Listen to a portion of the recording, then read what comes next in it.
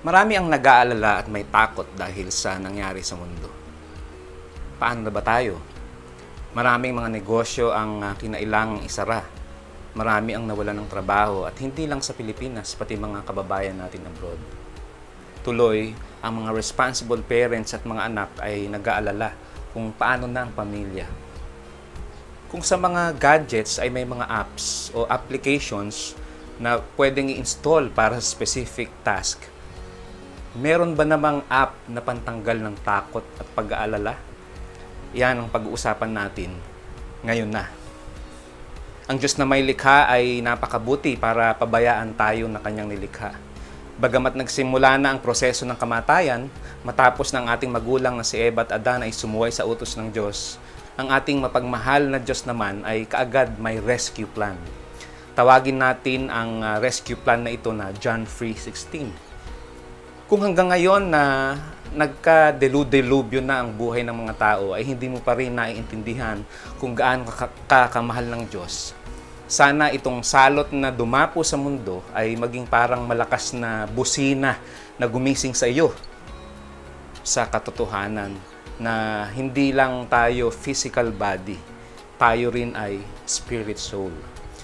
To put it differently, you are a spirit soul with a physical body. Kaya nga, hindi ka dapat maging concerned lang sa iyong physical body dahil itong physical body na ito ay namamatay, nabubulok, nasisira.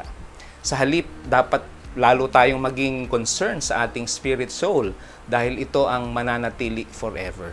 Ito ang totoong forever, yung pag-ibig ng Diyos sa mga taong sumasampalataya sa Kanya.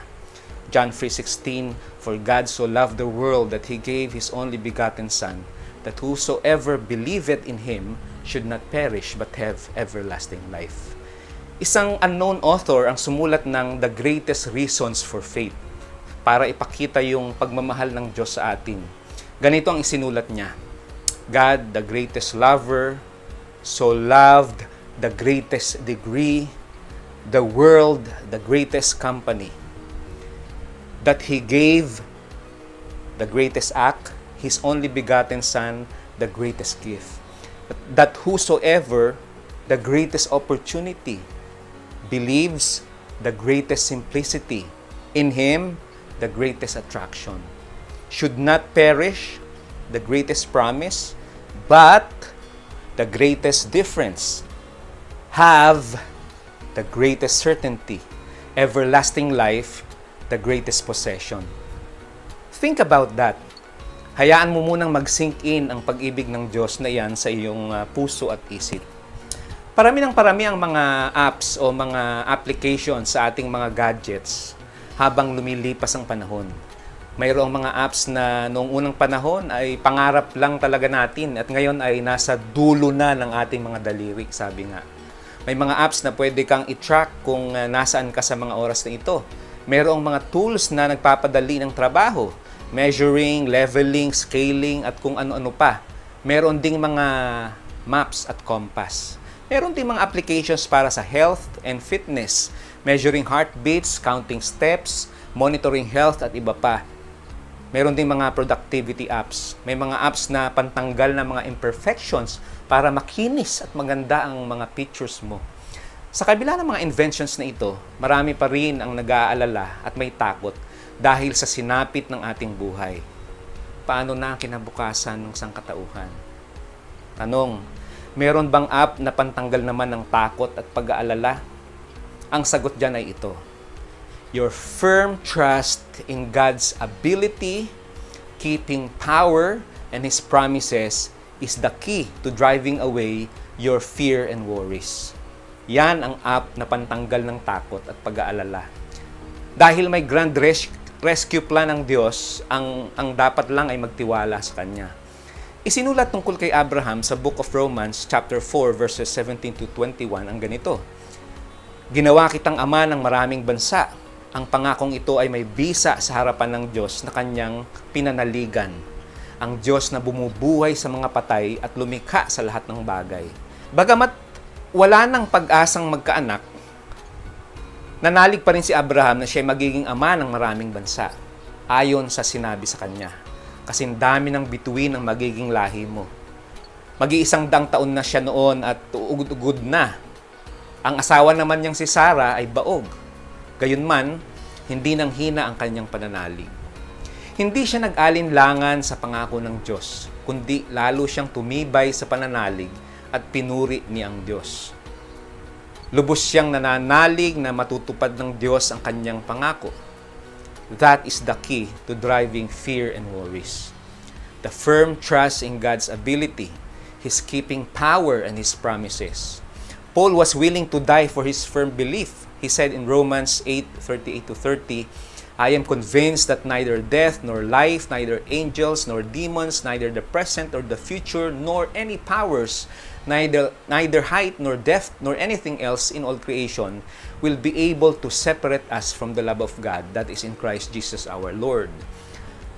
Sa Tagalog, mga taga-Roma 8:38-39, sapagkat natitiyak kong ang kamatayan, ang buhay, ang mga anghel, ang mga pamunuan, ang mga bagay sa kasalukuyan, ang mga bagay na darating, ang mga kapangyarihan, ang kataasan, ang kalaliman, ang alinmang nilalang, ay hindi makapaghihiwalay sa atin sa pag-ibig ng Diyos.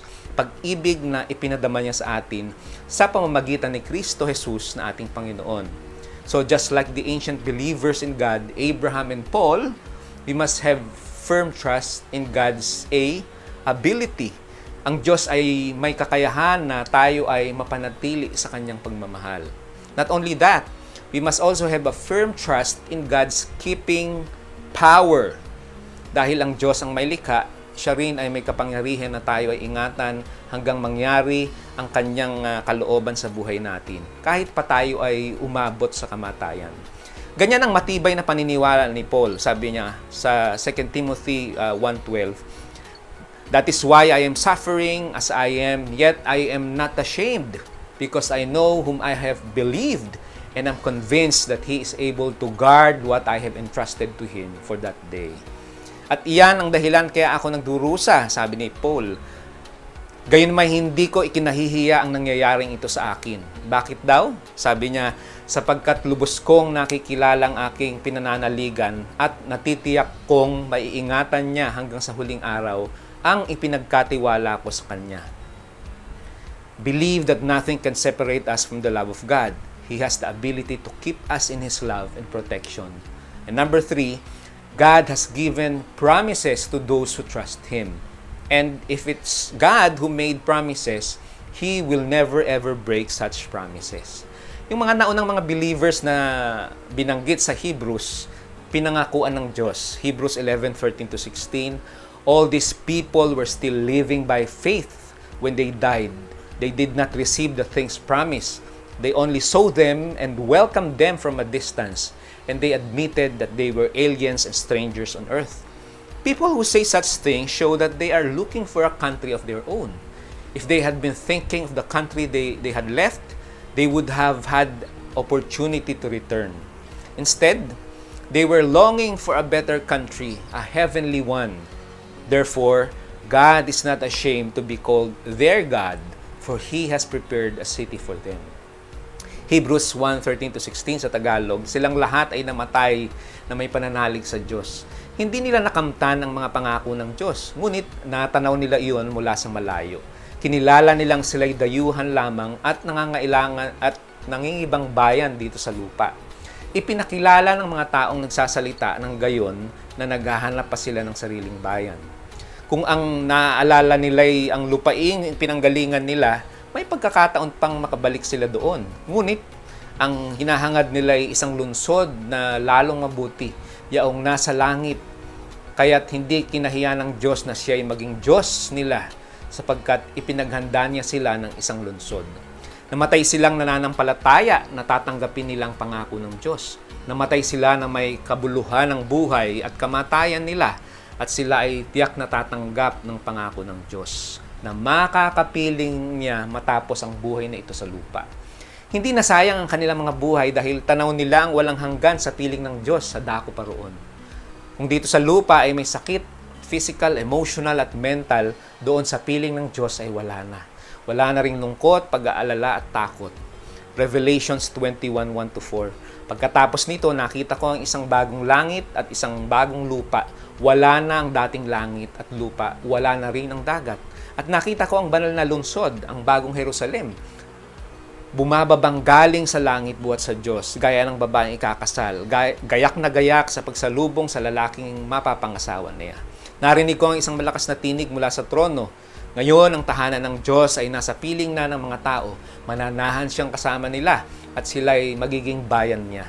Makakapiling nila ng palagian ng Diyos at siya ang magiging Diyos nila. At papahirin niya ang kanilang mga luha. Wala ng kamatayan, dalamhati, pag-iyak at sakit sapagkat lumipas na ang dating mga bagay. Yung mga taong kilala ko na may pagkilala at pananalig sa Diyos, kahit matagal ko nang hindi nakita, pag nakikita ko ulit, nagugulat ako at ang mga sila ay hindi parang hindi tumatanda at mga masayahin ng mga tao.